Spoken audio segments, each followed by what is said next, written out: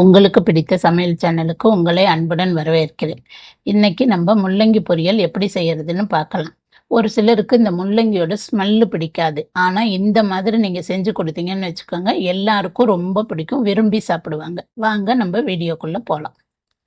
முள்ளங்கி பொரியல் பண்றதுக்கு நான் ஒரு 1/4 கிலோ முள்ளங்கி வாங்கி தோலெல்லாம் நல்லா செதுக்கிட்டு நல்லா குட்டி குட்டியா கட் பண்ணி வச்சிருக்கேன்.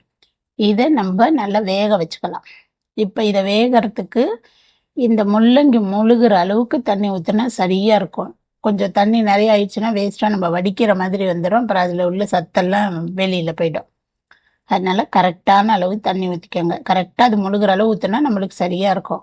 இப்போ அதில் ஒரு 1/2 ஸ்பூன் உப்பும் 1/2 ஸ்பூன் மஞ்சத்தூளும் போட்டு நல்லா கலக்கிட்டு மூடி வச்சிடுங்க. நல்லா ஒரு 5-6 நிமிஷம் வேக விடுங்க. வேணா முள்ளங்கி கொஞ்சம் நேரம் ஆகும் வேக. இந்த அளவு வெந்தால் சரியாக இருக்கும்.